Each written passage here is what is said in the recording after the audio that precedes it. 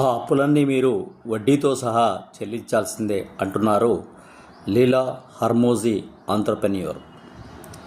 గొడవ పడాల్సి వస్తుందని భయపడుతూ అయిన వారితో క్లిష్టమైన చర్చలకు దూరంగా ఉంటున్నారా? అయితే మీరు బంధానికి సంబంధించిన రుణభారం వస్తున్నట్లే. బద్ధకంతో వ్యాయామాలకు డుమ్మా కొడుతుంటే శారీరక ఆరోగ్యపరంగా రుణవలయంలో చిక్కున్నట్లే. ఏవో కారణాలు చెబుతూ తరచూ పనిచేయడం మానేస్తుంటే వృత్తిపరంగా అప్పుల ఊబిలో కూరుకుపోయినట్లే. ఈ రుణాలన్నింటినీ మీరు భవిష్యత్తులో వడ్డీతో సహా చెల్లించక తప్పదని గుర్తుంచుకోండి అంటున్నారు. నిజానికి మాట్లాడాల్సిన అవసరం ఉన్నప్పుడు తప్పకుండా మాట్లాడాలి. ఎవరేమనుకుంటారో, ఏ బంధం విచ్ఛిన్నమవుతుందో అని అనుకుంటే దానికి సంబంధించినటువంటి విషయాలు పేరుకుపోయి వడ్డీతో సహా మనం చెల్లించాల్సి వస్తుంది.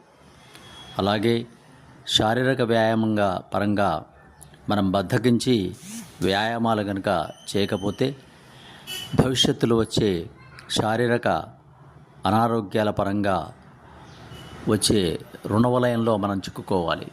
ఇటు జబ్బులో కానీ అటు మనం డబ్బులు ఖర్చు పెట్టి కానీ రుణాలు పెంచుకోవాల్సిన అవసరం వస్తుంది. అలాగే మనం చేయవలసిన పని ఏ సమయానికి చేయాలో ఆ సమయానికి చేయకపోతే ఆ పనులన్నీ పేర్కొని ఒత్తిడి కలుగుతుంది, పనులు చేయలేని అసమర్థత ఏర్పడుతుంది. అది కూడా మనం వడ్డీతో చెల్లించుకోవాల్సిన అవసరం ఉంది. ఈ విధంగా రకరకాలుగా ఇది వృత్తి కానీ, ఆరోగ్యం కానీ, బంధాలు కానీ, మాటలు కానీ, మనం చేయవలసిన పనులు కానీ చేయవలసిన సమయంలో కనుక చేయకపోతే అది అప్పుగా మిగిలిపోతుంది.